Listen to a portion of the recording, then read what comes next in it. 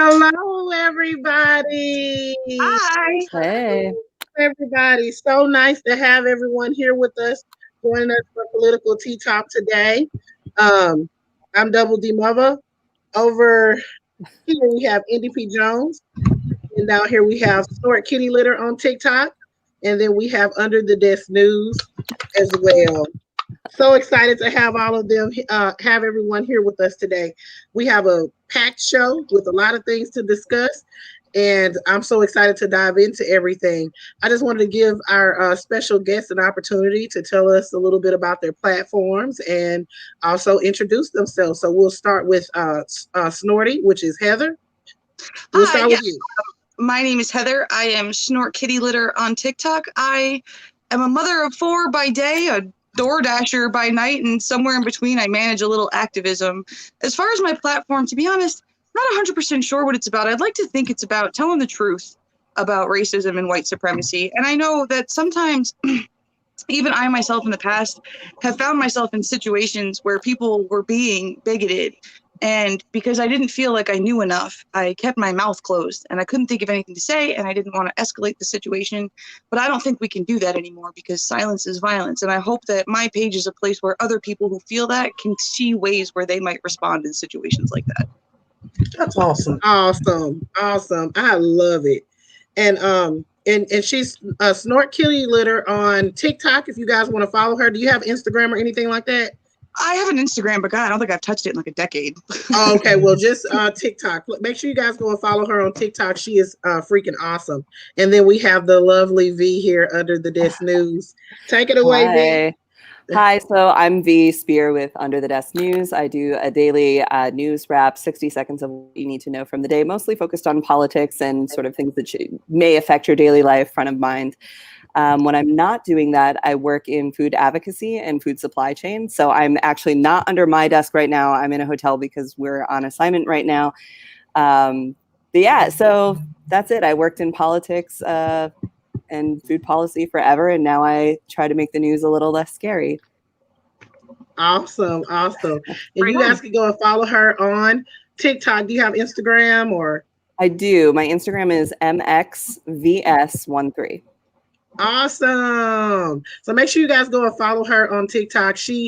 I just love V. V did a special video for me once and it took me over the top, and I swear I cried when I saw it because I've always admired you.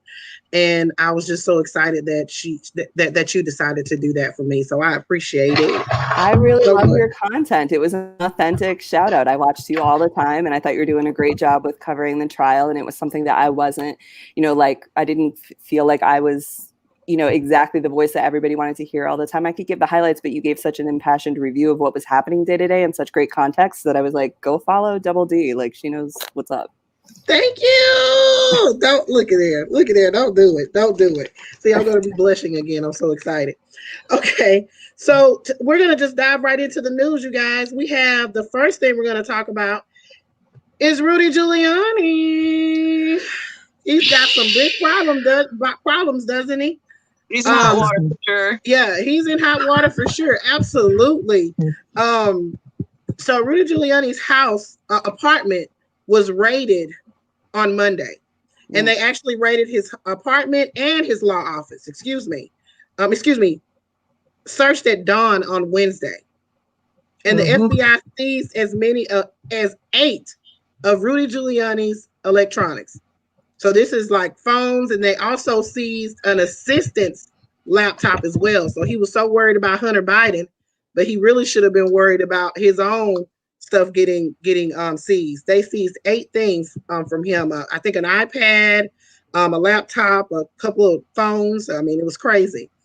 So what they're doing, he's Frumpy Dump's personal attorney, but they're saying that he worked for a Ukrainian guy. And they says he faces questions on whether he violated the law by failing to register as a foreign agent for his work advocating on the behalf of Ukrainian officials. Law enforcement were also seeking information for Giuliani's role in seeking to push former U.S. Ambassador from her post, according to the reporting by the New York Times. In 2019, they also told Giuliani that he was being influenced by the Russians, but he didn't want to believe it. He didn't want to believe it. So now they're cracking the whip and they're trying to get all of the information on his dealings with these Russian people and what the hell were you saying to them and what were you doing? Frumpy Dump actually responded, which is Trump, if nobody knows. Frumpy Dump actually responded to, yeah, he actually responded to the probe with Giuliani, and I think Indy has a clip of it. Yes, let's play the clip and then we shall spill the tea. What the Trump-Giuliani relationship is in the wake of this raid. Trump just responded, so let's listen. Rudy Giuliani is a great patriot. He does these things. He just loves this country. And they raid his apartment. It's like so unfair and such a it's like a double standard like I don't think anybody's ever seen before. It's very, very unfair. What do you think, Olivia? Well, I imagine that Donald Trump is. I'm that second dude. I'm like, Same. I mean, he says he's a good guy. At one point, Rudy Giuliani, let's just be honest, he has a decent career as far as, he was the mayor during 9/11. He handled it pretty well. Uh-oh. Indy's down. I'm sorry. She has flipped. I was 100% sure that was going to be me. Yeah, Rudy Giuliani had a pretty decent career at one point, and now that Frumpy Dump was president, it seems like it's just gone down the drain for him. Do you guys have any thoughts on this Rudy Giuliani probe? Well, so I don't think it's necessarily indicative of any wrongdoing on Giuliani's part to be objective. I mean, we all know, but like being objective. However, I think to obtain a warrant like that, especially considering who Giuliani is, like prosecutors had to prove to a judge that a crime was committed and that evidence of that crime would be found in his house. So I think it's fair to say he's in hot water, and prosecutors are not opposed to expanding their investigations if more crime is discovered during their investigations. So chances are high that this might expand to include more people. I agree wholeheartedly. This is definitely, and I believe that Frumpy Dump is going to be one of those people, if he's not already included. He's definitely involved in this some way, somehow. Yeah, one thing, okay, so I live in New York. I've lived in New York since like 2000. To Donald Trump from New York, of course, Rudy Giuliani was the mayor. He cleaned up Times Square, whatever that means. Yeah, this is not new. They have raided politicians and lawyers' offices all the time. I think it's fairly common in New York to expect that the FBI, the police department, is typically coming through, questioning, asking, wanting to see evidence. It's just been a thing it's pretty normal. So for Trump the only thing I thought was, I don't know. I don't know if any of you at home have siblings, but like if my sister did something wrong, me and my brother would be the first one to rat her up. But if my brother did something wrong, I'd be like, oh no, it sounds unfair. I wouldn't think that he would do that. Like, and that's what it sounded like to me, the way Trump was talking about the Giuliani raid is sort of this, like, it was like a half-hearted defense of why he would be raided and just kind of, surface level calling it unfair. I think we'll see what happens. They said that they're not looking for anything in relation to Trump directly in this particular raid, but surely, what they find, we'll see what happens. Absolutely. I think they're going to find a lot. What do you guys think? I think they're going to find a lot. I think part of the reason why Donald Trump was sort of hesitant in his response to Giuliani being raided is for fear of being implicated. That's my personal speculation. Mm-hmm.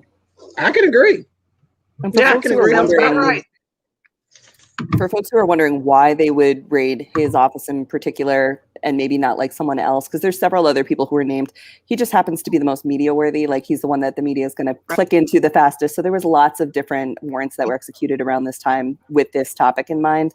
His name just happens to be the one you put it in the media and people pick it right up because they like, to jump on that.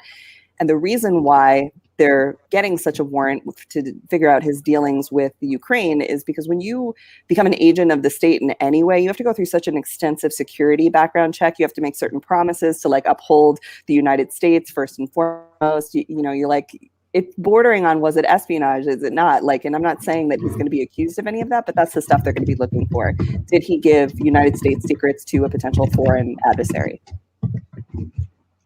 Well, There are a lot of people who are I love it here. V. I know. There's like a bee. There's like a bee buzzing right by my head. Folks are saying that they're arguing that the electronic devices and the information on them are protected under attorney-client privilege. Giuliani himself is arguing that. But if you guys remember, Michael Cohen tried the same thing. And what ended up happening was that they appointed a special person to sort through all of that information to determine what was or wasn't protected under attorney-client privilege. And that person found in Michael Cohen's case that there was very little protected by attorney-client privilege, and I suspect that if Giuliani wants to go that route, it'll go similarly to Michael Cohen's case. A felony is a felony, y'all. It doesn't matter if there's attorney-client privilege. If an attorney and a client conspire together to create a felony or otherwise like act against the United States, they're going to be in trouble. It won't. It's the same thing with the church. If you told your priest that you murdered somebody, they would have a duty to report that. There's certain limits to where that privilege ends. I agree. Hey, you girls are killing it. I was just about to bring up that point, Snorty, about the attorney-client privilege thing. So that just took my note right away. So, but I was just about to bring that point up. I think that the scope of this investigation is going to take a long time. I feel 100% that Rudy Giuliani is definitely into something. We just don't know exactly what it is. I think it's going to take some time to investigate, but I think they need to scurry it along. Let's not sit up here and have this lingering for years and years.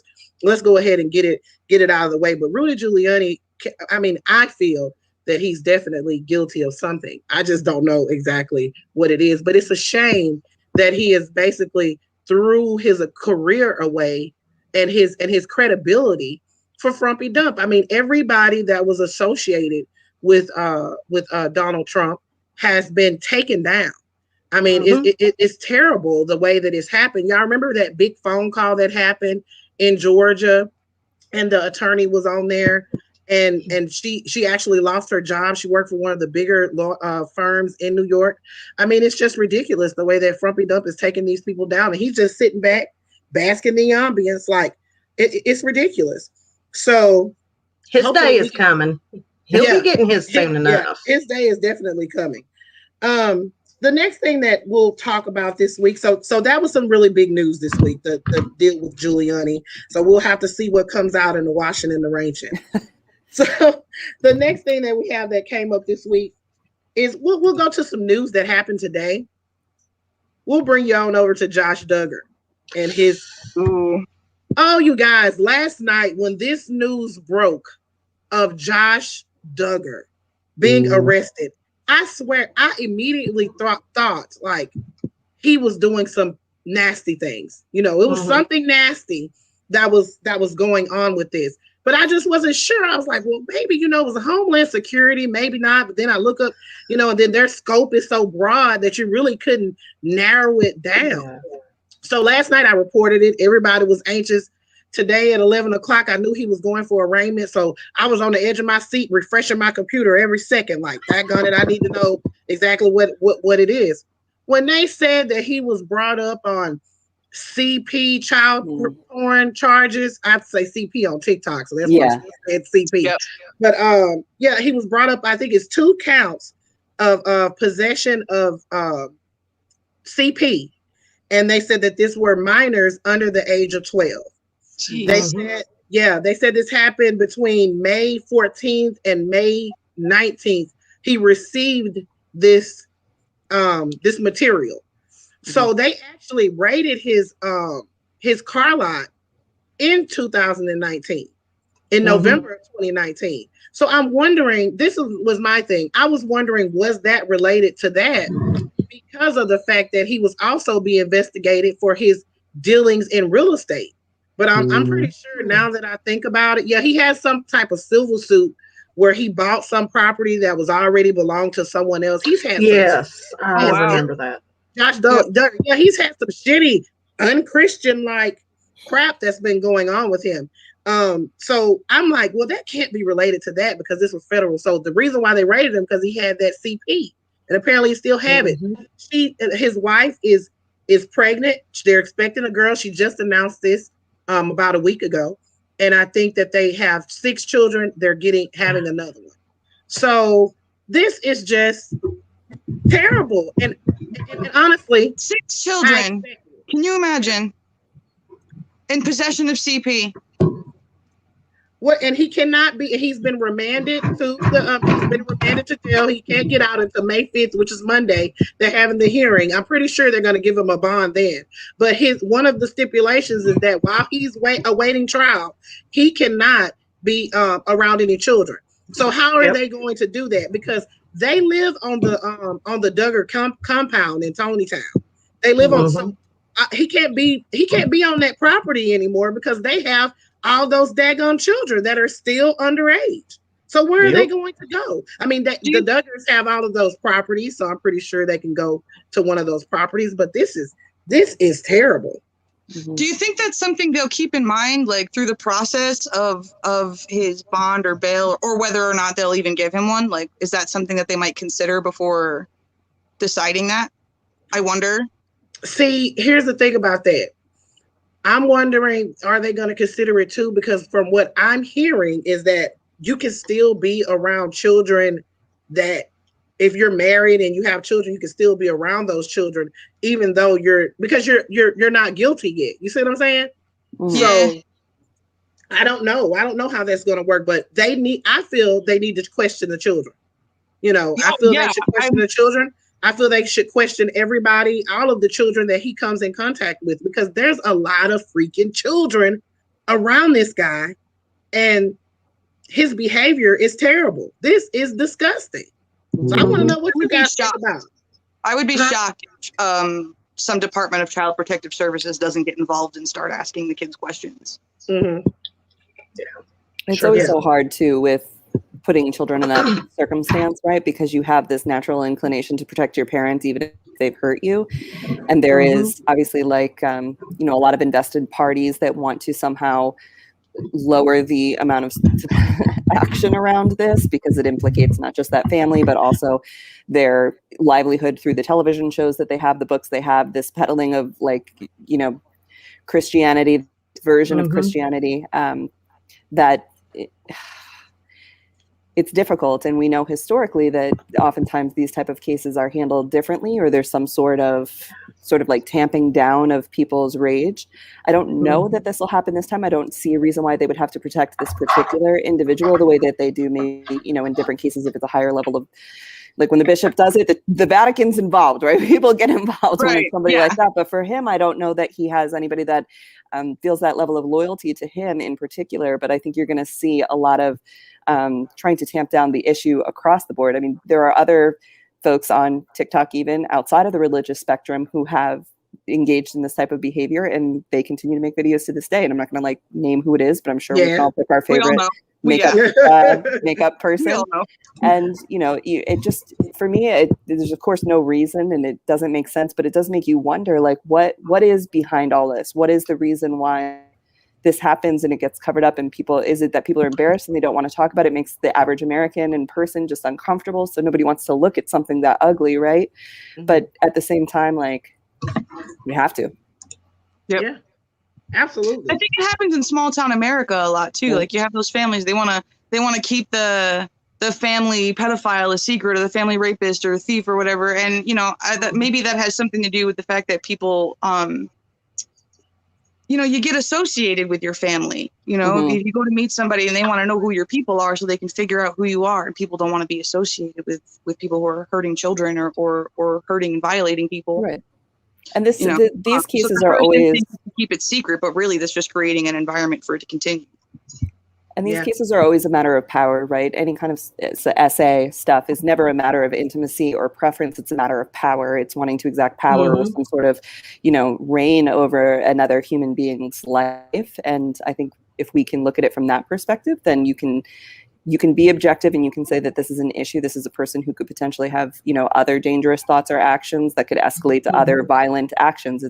If you need to take the intimate part off of it and you want to talk about it as a violent act, just like any other violent act is, the way that oftentimes we can get more action and accountability for someone. I agree. There's something systemically going on with that family.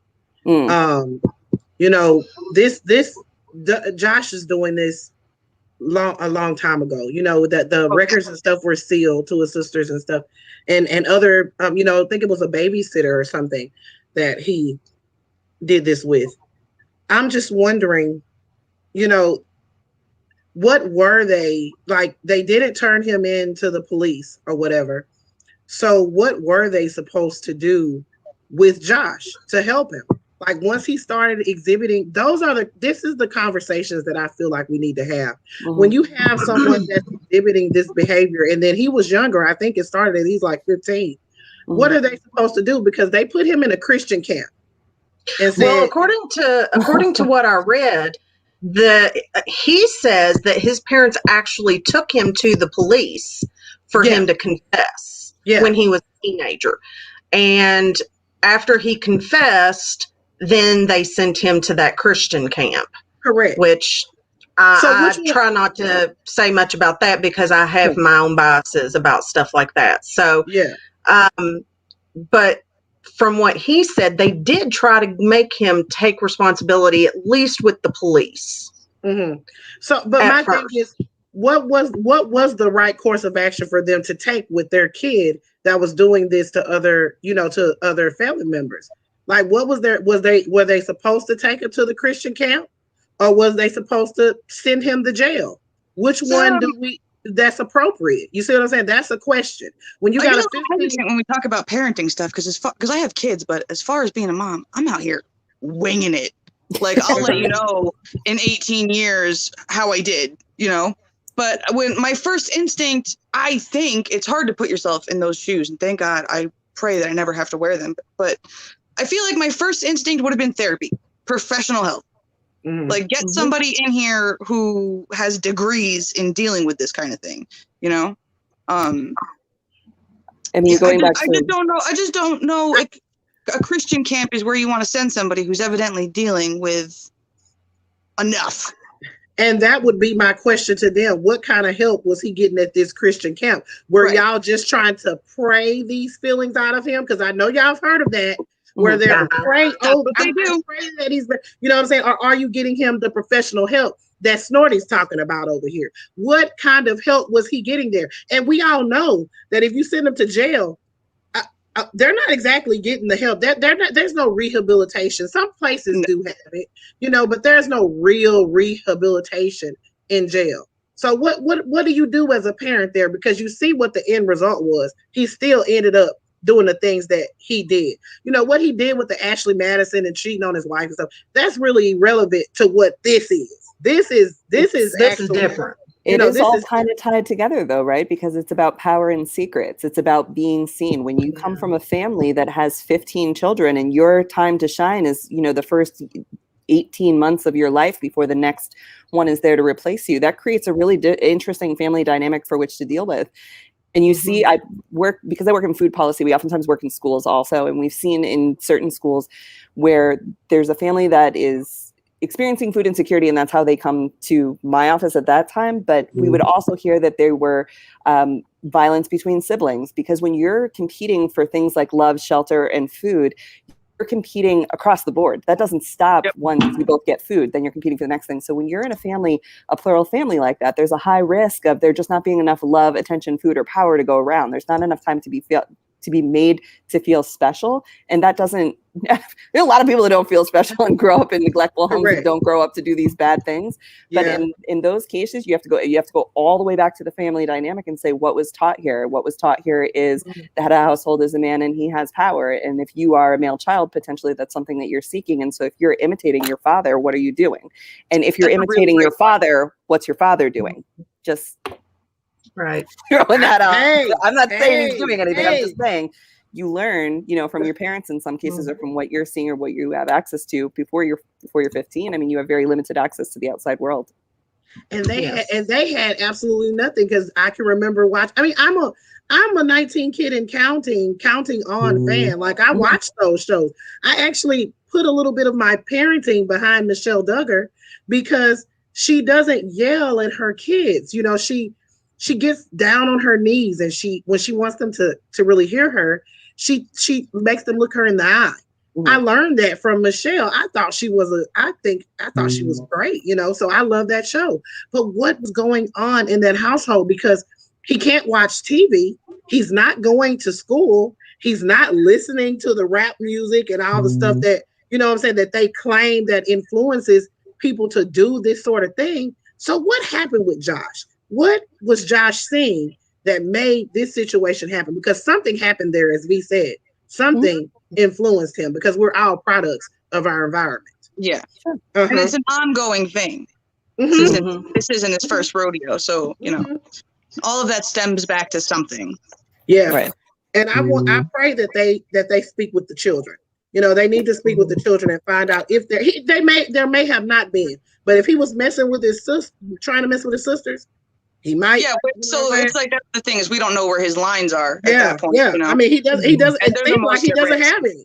Yeah, right. And again, these are not necessarily even lines as preferences. This is about power, and it's about violence. And so with power and violence, there are no lines, because you have dehumanized the target.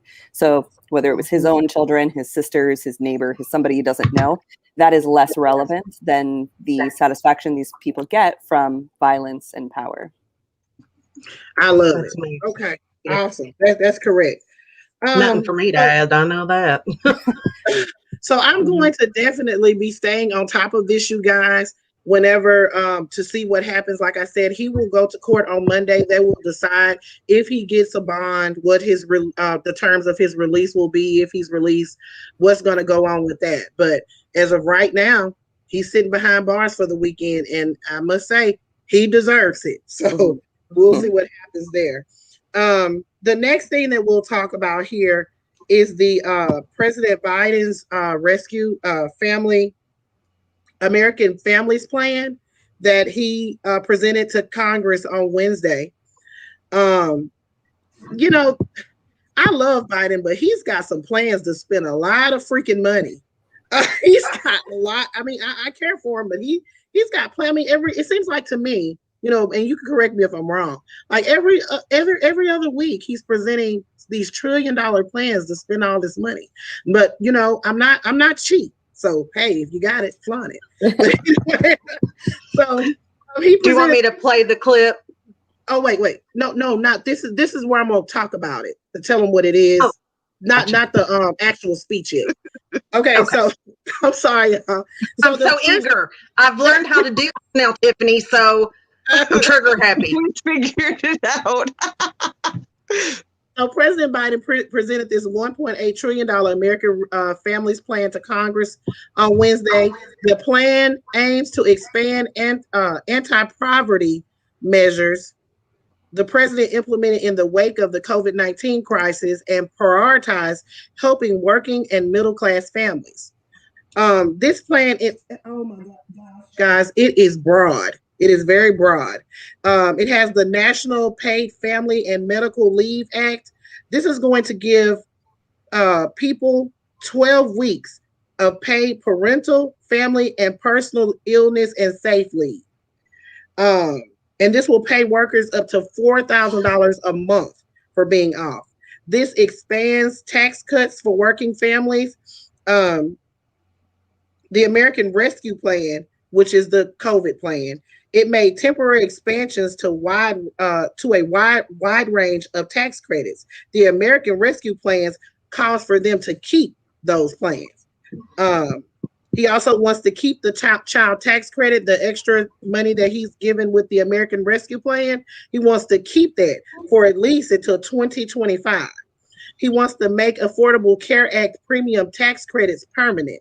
Now, y'all know he gave extra money for insurance premiums and stuff like that. So he wants to make that actual permanent. And that's going to be $200 billion that he wants to invest in just that alone.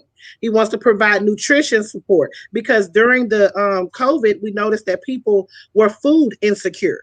So he wants to expand that and expand nutrition support by $45 billion. And that's implementing like summer programs for where they feed children. There's also giving more SNAP benefits and things like that. And then it also has the unemployment insurance reform. This right here, it's very, it adjusts the length and the amount of unemployment insurance benefits workers can receive depending on their economic conditions. Mm-hmm. So the plan is broad, and he wants it to, and what he calls it is a major investment into working class America. I agree with him. Now, Republicans, of course, because he's introducing an increase to income of to high income earners, the plan would increase the top individual tax rate from 37% to 39.6% and will raise capital gains from 20% to 39.6% for taxpayers making over $1 million. So the Republicans are opposed to it 100%. And then Dems are on board, but some progressive Dems like AOC, Bernie Sanders, they feel like it doesn't go far enough. So I would like to know when he came on and he did this beautiful speech where he talked about uniting the country as well as all of his accomplishments with COVID. And he also spoke about this American Rescue Plan and criminal justice reform and all of this. And he did a nice speech. It was a good speech there on Wednesday night, and I was proud of him for it. But and Indy's got a clip of the speech. I would say parenthetically, if we were sitting down, we set a bipartisan committee together and said, okay, we're going to decide what we do in terms of government providing for free education. I wonder whether we'd think, as we did in the 20th century, that 12 years is enough in the 21st century. I doubt it. 12 years is no longer enough today to compete with the rest of the world in the 21st century. That's why my American Families Plan guarantees 4 additional years of public education for every person in America, starting as early as we can. Jill is a community college professor who teaches today as First Lady. She's long said,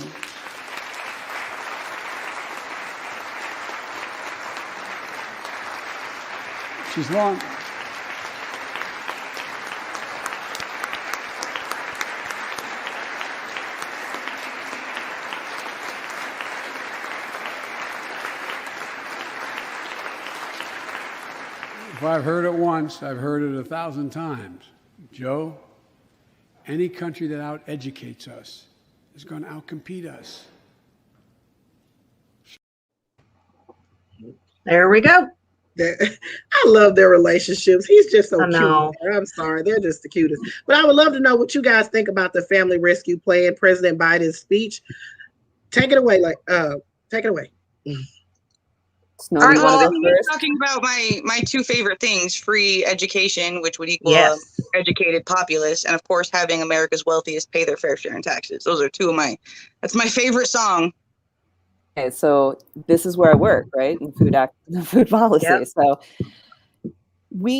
this year, the USDA has the biggest budget of everything, pretty much in line with the military, if not a little bit more.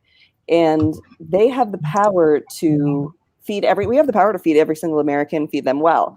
What we haven't done so far is incentivize the eating and purchasing of fresh fruits and vegetables. We've incentivized the growing of fresh fruits and vegetables. So, and not to small farmers. Big farmers get huge subsidies to grow food, predominantly corn for animals, but then soybeans and then some crops that we eat here. A lot of our food is imported. We've always had the ability to make sure that kids can eat and they can eat equitably. You could give every single kid in grade school all the way up through high school free lunch, and we would be able to well afford that. We did it this year when the USDA said that all kids, regardless of their socioeconomic status, would be given 2 meals.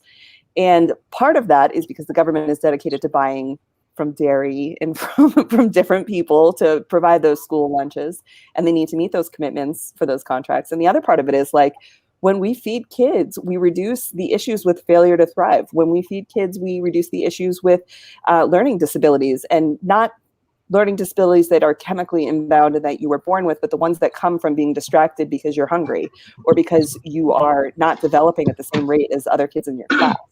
So I think it's an incredible investment. I think it makes a ton of sense. The 2 years on the front end, I think, speaks a lot to the fact that there are a lot of single parents raising children, and a lot of both parents are working now, and it takes both parents to work in pretty much every case, right?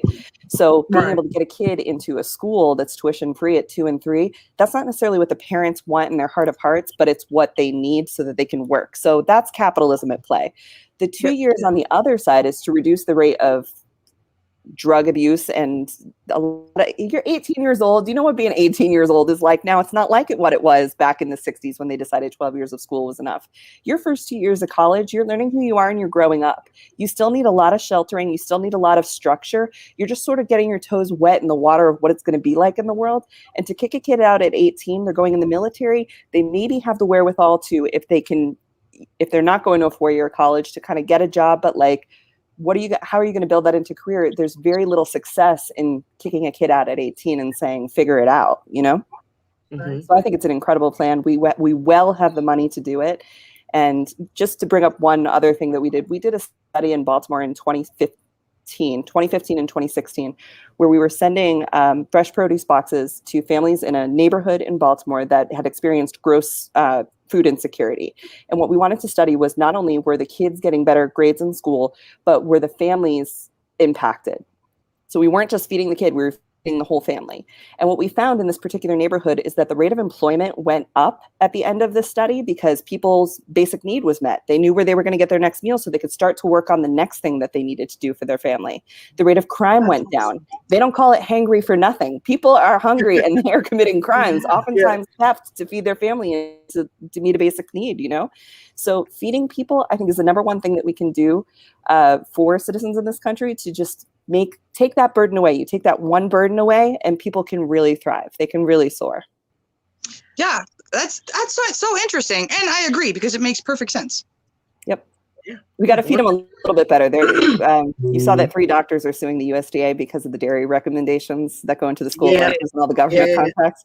Yeah, a quarter of the population is lactose intolerant. We don't need to be requiring 3 glasses of milk to every single person in the world that's on a feeding program. Is it really a quarter of us? Okay, get ready for this. 80% of African Americans are lactose intolerant. 95% of Asian people are lactose intolerant. This is like true stats from the food world. I'm telling you, 60% of Hispanics. People who tolerate milk the most are pretty much white people. It was something that got developed through Europe, or I don't know how we got this, but yeah, that's why the dairy lobby does so well, because when the people making decisions are making decisions based on what they know of themselves, right? There's not a lot of representation in the food policy world. So 1/4 of the population in this nation is lactose intolerant and causes great gastrointestinal distress. And most of the people on the feeding programs are lactose intolerant. Wow. Oh, wow. And we're not allowed to give them oat milk. I never knew that. Not allowed to give them oat milk, almond milk to get a alternative milk. Yep, to get an alternative milk, you have to have 2 doctor's notes and like a history of gastrointestinal distress. And I have to still purchase as much milk, cow milk, as I would have otherwise, right? So you can't, there's language in the USDA contracts that say that you cannot inhibit the purchasing of cow's milk. Wow. It's wild. That is wild. That is interesting. Yeah, and they they're in charge of everyone, right? They're in charge of school, they're in charge of veterans, they're in charge of a lot of different programming. Mm-hmm. I'm in the I'm lactose intolerant too, but I do it anyway. Same. Yeah. I just take the risk. Sometimes I gotta just have some cereal and milk. I just gotta have some of what he is addressing in this speech that he's talking about are things that seem so radical here, but people around the country are going, y'all don't have that yet. Yes. Yeah, they're like, duh. Yeah. Like we're the third world shithole country. And everyone else is like, you mean you don't pay your people when they're on FMLA or maternity leave? Nope. That is a normal thing. Yep. And that's somewhere says that the absolutely United States was a third world country in a Gucci belt. Yeah. It blows my mind that we're still having to defend this. And of course, the Republicans are just, they do not like spending money unless it's on the wealthy. Yep. So they're all having a big hissy fit. But we have to spend this money. We have to, because we have gone all this time and all of our people we have no health care. We have food insecurity. We have so many things that we need to take care of. It's going to take a big pocketbook just to start to get us on the right track. Not even to get us where we need to be, just to get us going in the right direction. I think the American version of like conservatism looks almost medieval to most of the rest of the world. Like our left is the rest of the world's right. Yeah. And so it's just like the American version of conservatism has at this point become obsolete. I agree. I mean, I think that if it passes, which it has a lot of support, but it's going to be a stretch to get those Republicans to agree to raise taxes. That's going to be the thing. Yeah. But President Biden, I mean, he thinks he can do it, so we'll see what happens. That's the only thing we can do is sit back and watch and see what happens. Did you want to play? Yeah, I was just going to say, were we going to do the Ted Snooze and Boobert blanket? Yeah. During the speech of when President Biden was doing his speech, which again I thought it was a really good uplifting speech. I felt better after listening to it. There was some things that was going on in the audience that we needed to discuss. Shenanigans. Yeah, some shenanigans. All right, first we had Ted Snooze. I've sent a bill to take a close look at it. We also have to get at the root problem of why people are fleeing, particularly to our southern border from Guatemala. And then we had Lauren Boebert. Sorry, that's what I call her because I do not take her seriously. Lauren Boebert decided to have a little production. Representative Lauren Boebert displayed a thermal space blanket similar to those distributed to migrants held at detention facilities at the southern border during President Biden's address to Congress on Wednesday. A spokesperson for Boebert told The Hill that she was trying to highlight the recent surge of migrants at the U.S.-Mexico border. The spokesperson said, quote, President Biden did not address or bring attention to the crisis at our southern border, so Representative Boebert did. Boebert tweeted about 30 times, providing real-time reaction to Biden's address, including multiple missives questioning the social distancing measures in place during the event, making reference. Okay, so she came prepared for a production. She came prepared to make sure that she got her news cycle. That's all that was. Let me tell you something about Lauren Bobblehead. Because, okay, so when that was another part too that she did. Lauren Bobblehead was shaking her head and so angry when President Biden was talking about gun control. And yesterday, in her very own state, in response to the Boulder shooting, they're actually introducing the same freaking laws that Biden was talking about, which is stricter background checks and restricting people from having access to restricting some people from having access to guns. They actually introduced that in her very own state. She hasn't said a peep about it. Not one single word about it. But you are so upset with President Biden because he was talking about it at a federal level. You don't give a shit about your state. You don't give a shit about your state. You don't give a shit about what they're saying. You're just here to do what Indy said, a production. And she is a disgrace, and she does not represent her constituents well. She's just a waste of space, and they should just take her ass off. I said what? There is so there's a couple different reasons people get into politics, right? One is because we hope that at their heart of hearts, they want to make a change for this country that would benefit the overall legacy of America, right? And then there are people who get into it because they want power. And then there are people who get into it because they want money. And you get a little bit of both when you become a politician. And that's why I don't cover her, MTG, Gates. I don't, Jim Jordan. I don't cover a lot of that kind of stuff because so much of it is like eye rolled in actual DC. And so the only way that you have power in DC as a congressperson is if you're on a committee. Because when a bill is coming forward, it goes to the committees first. The committees hash it all out. They talk it all about, and then they bring it to the floor. If you're not in the room of a committee, then you have absolutely no power and no say, truly. And so when they do things like this, you got to watch the money big time, because I promise you, if you are on her campaign list last night, right, she would have had probably fundraisers going out that said like, help me help the people at the border, right? Which is the exact about face of what they were talking about previously. Yep. There's all of this fundraising, this cause-related fundraising that doesn't actually, the metric is how much you can raise, not how much you can get through for a lot of folks. And so that's why I don't cover it, because I'm like, this is silly, or some of the antics that MTG will do. She has absolutely no power in Congress. She's of no threat or concern truly to anybody. She has no relevance whatsoever, truly. She said, the only power I have is in the media, and that they continue to cover me because she continues to get invested in. That only grows her wealth, her profile. So I just ignore it, but they're wild, man. That's pretty sad. Yeah. And they do it on the other side too, right? I mean, the Democrats do wild stuff too. They do stunty. People do stunty things all the time, but they do. But those two, Musty Marjorie and Lauren Bobblehead, I'm sick of them, and I'm sick of looking at them. And they have, like she said, they have no power. Well, at least Musty Marjorie, she has nothing. She got kicked off of her committees, and then she said, just like V just said, she said it. Hey, I don't have any power anymore, but I mean, I can be in the media and help everybody else shape their next campaign. That's what she's all about. Yeah, so, well, they're not representing the people from their states. They're representing who's filling their bank accounts. Yeah. Right. Yeah. Right. Absolutely. So really quickly, because we're running out of time here, y'all, and we didn't even get to the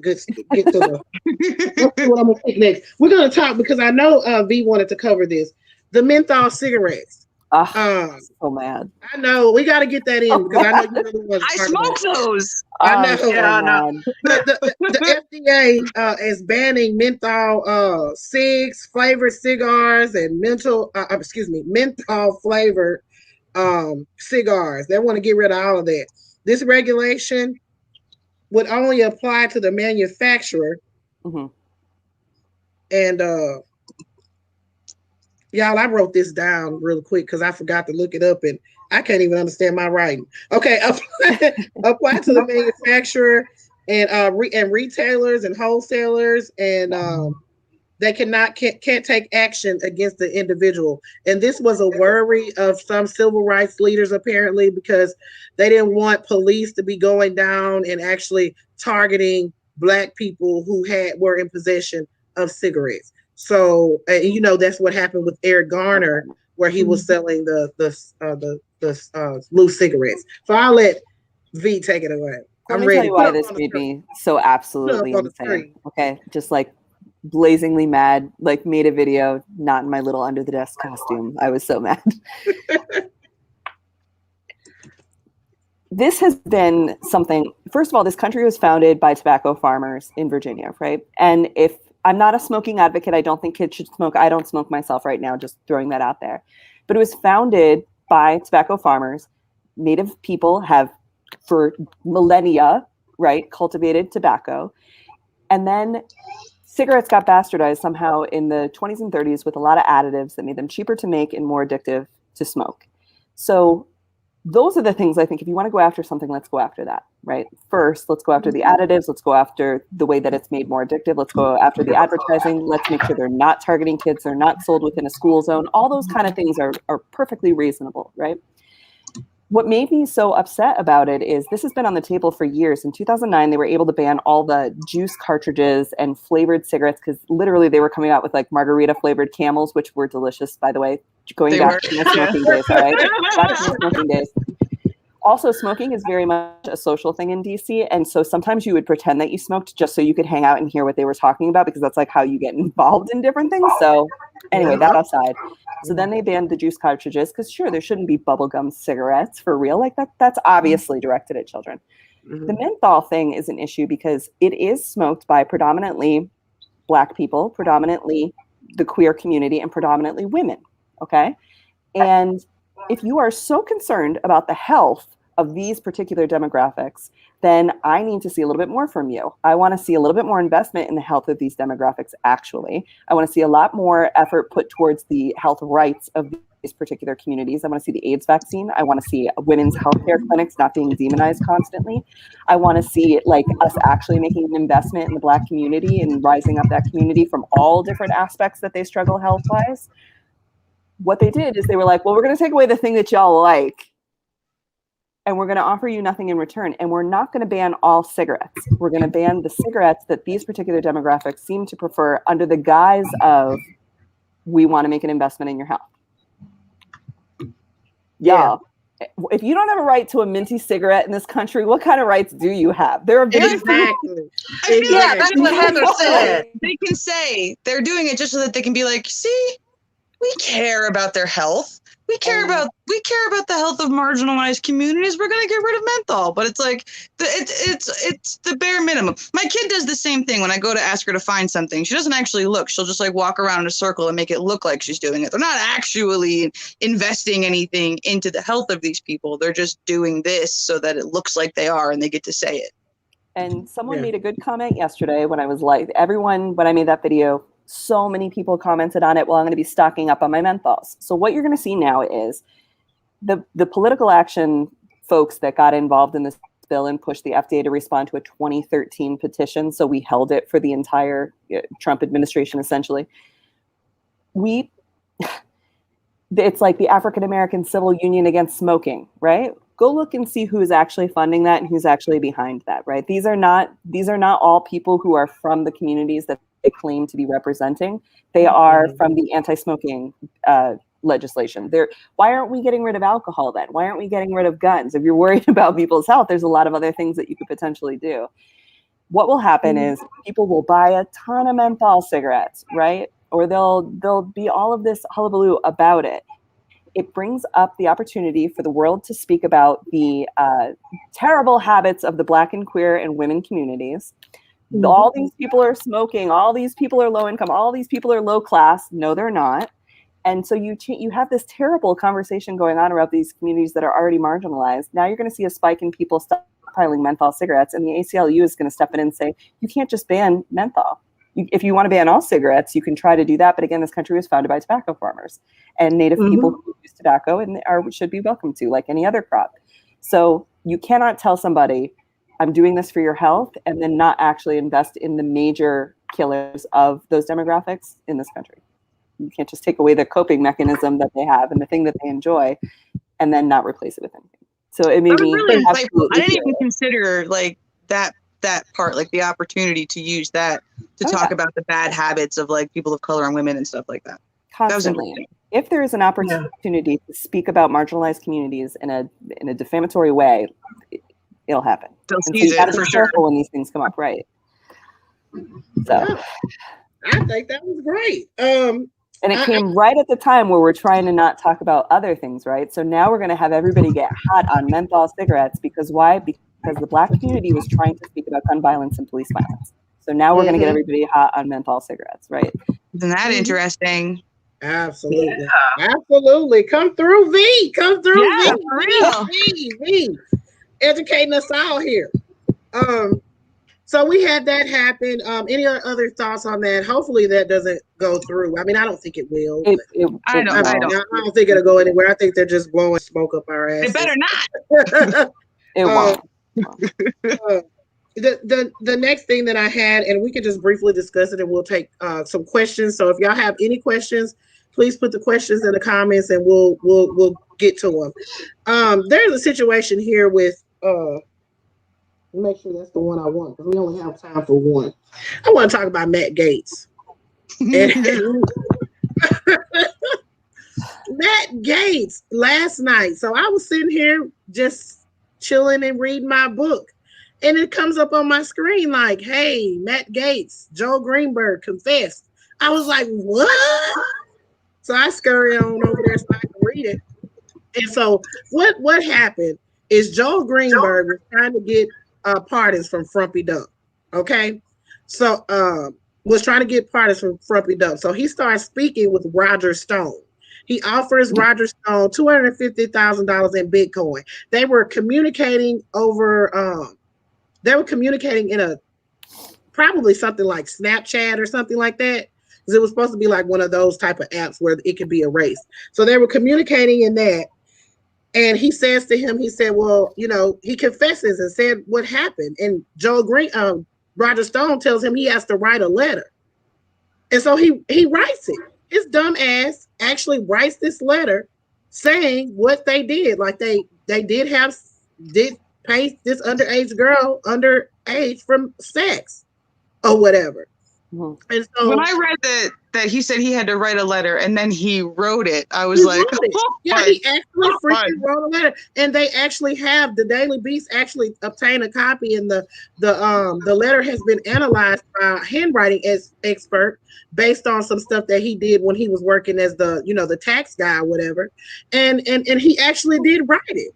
So he actually confessed and said that Matt Gaetz, they didn't know that the girl was underage at the time, but once they found out, they actually kept messing with her or something like that. And they said that after the fact, after she turned 18, Matt Gaetz started back talking to her again, started back with communications with her after she turned 18. He stopped and then he started right back. Matt Gaetz is oblivious to everything that's going on. Yesterday, he got drugged on Twitter because he actually tweeted like some high schools. I guess they were giving out high school awards there, and he actually tweeted it out, and they tore his ass up in the comments. It was horrible. Like, what you want? You want to go over there and get some of that and all that kind of stuff. It was horrible. Shopping for a girlfriend. Yeah. And Roger Stone, at the local high school. And Roger Stone, of course, is right in the thick of it all. $250,000. Why on earth would Green, was it Joel? Why would he trust Roger Stone? Roger Stone is the one that told him to write it out and that he would approach Trump for the pardon.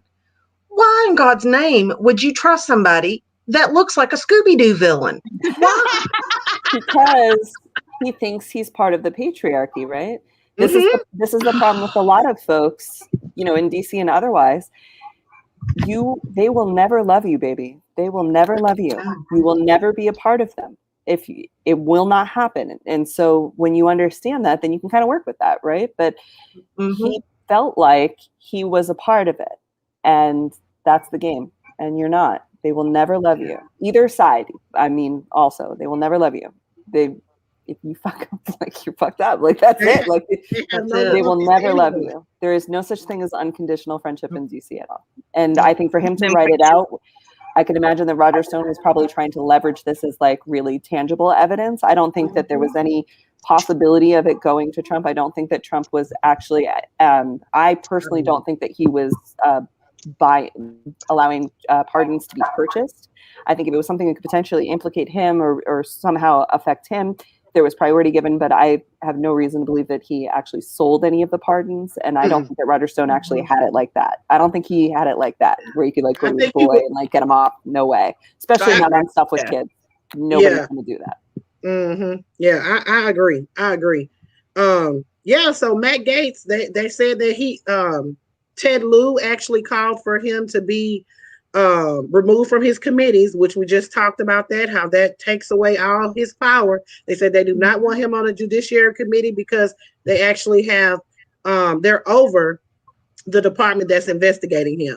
So there's definitely a conflict of interest there. So we'll see what happens. I wonder what Kevin McCarthy is thinking, because they are tight-lipped about what's going on. I think that they're going to try to use this, oh, well, he hasn't been charged yet or anything like that, if they don't do anything about it. I don't think that they will. What do you guys think? Do you think that they will do anything about it? They've been peddling that Matt's going to leave Congress in the first place. So I think he may take an early retirement and try to like have this, sort of like fizzle out action. I don't think Kevin will make any particular stance on that. The danger with him remaining on the Judiciary Board is if he remains on and he's indicted or he's somehow implicated and his judgment is questioned, then you have the ability to question all of the judgments that he made. It's like if you get a bad judge, you can go back and say, well, this judge was crooked in these ways, and now we have to go look at all the cases that they decided on, because they could have similarly been deciding under poor judgment. So that's why they're going to want to get him off the committees, and I bet you he moves right on into the next thing and out of politics, because politics has served him as far as it can. Now it only hurts him from here to be this public. Mm-hmm. That makes a lot of sense. That makes perfect sense. Any questions any questions, sweetheart? Indy? I don't see any. Yes, we have a few. Let me go back and find it. Somebody had a question. Here it is. Are the tobacco companies not doing something about this? And I believe they're talking about the menthol. So how are the tobacco companies reacting, I guess? They're going to let you stockpile those cigarettes. Yeah, they're going to let you go buy all the menthols. They're going to pretend like this is real. Yeah. They're in the vault counting their coins. Yeah. Yeah. They're like, oh no, please stop stockpiling. Oh no. They're making sure that we know that they're about to cancel menthol. You guys better go out there and get that stuff. Yeah. I don't think that they have responded, like any company has responded to this ban. If that's your question, I don't think that any company has actually responded to it. And I don't think that they will, because this is far-fetched. They could be doing something else. This is just malarkey. As soon as the ACLU said that they were going to prosecute it if it was passed, the tobacco companies were off the hook. They can let somebody else fight that fight for them. They don't have to respond. They're the victim now, right? Which is weird on its own. Any more? I'm looking. I got some Double D Mother fans in here. And V's hair is perfect. Somebody says, why is V's hair so perfect? That was my first thought when we went live. I'm jealous of it. There it is. I'm jealous of it. Like, you guys, let me tell you something funny though about V. I actually did not think that you were under the desk. Really. Like I never even noticed it. So I text and I was like, are you really under the desk when you're doing your news? Yeah. Like, I'm under the desk. I could not believe she's actually under the desk. It's crazy. I love it. I love it. I don't think I've ever noticed that before. Now I'm going to go to your page and look. Look, I actually looked in the background because I'm always really focusing on what you're saying or whatever. That's why it's called Under the Desk News. I know, and I just thought it was a cute, a neat name. I didn't think, really under, but that's pretty cool. I love it. I love it here. It's any more questions? We're under the desk. Any other questions? I am not seeing any more. Okay. But I think before we end the show, I did want to send us out on a good clip. But before I play the clip, everyone, as you can see, the scrolling at the bottom, if you guys want to, if you have an extra couple bucks to spare, you can Venmo or send Cash App to Double D Mother 85 or Cash App Tiffany C. Jones 85, and that helps us tip our guests. It also helps us improve our broadcast. So anything that you all would like to share, we would be so appreciative. We also really want to thank our amazing guest host, Snort Kitty Litter, or Heather, I guess. If you just have to call her Heather, you can, but to me, it's all about the kitty litter. So, and you can follow her on TikTok at SnortKittyLitter01. And then we have the amazing V, who is at Under the Desk News. and they are on TikTok. And go on there, give everyone a follow, and that's it. And I'm just so happy and excited to have all of you guys. It was an amazing show, and I learned so much. I really did. Thank you I so much really did. Thank for you so having much. me. Lee. I learned a whole lot. We really appreciate you guys for coming on the show. This was definitely a good show. This is going to be a good one for people to go back and watch and get educated, because I definitely was educated on this show. We appreciate you guys for coming on. And again, like Indy said, if you guys want to help us tip our guests, please do that down there or whatever. And thank you guys for joining us. Thanks for having us. Next week. Is it trusted? Well, I can't remember. Yeah, we'll have to figure that out. There was a couple of different ones. It might be the Trusted Banker, who I just adore. Love the Trusted Banker. So yeah, let's play out a clip, just a feel-good clip for everybody. And when the clip is over, the show is over. So good night, everybody. We had a great time. Love you guys. Love you guys. Thank you. Bye-bye. Have a good one.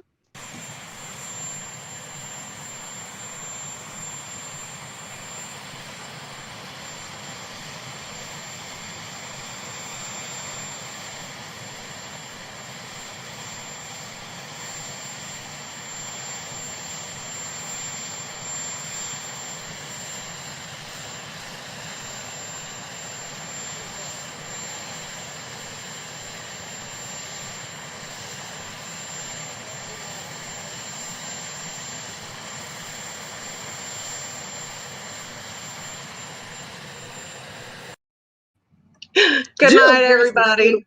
Good night, everybody. Y'all take care. Dang. Leave.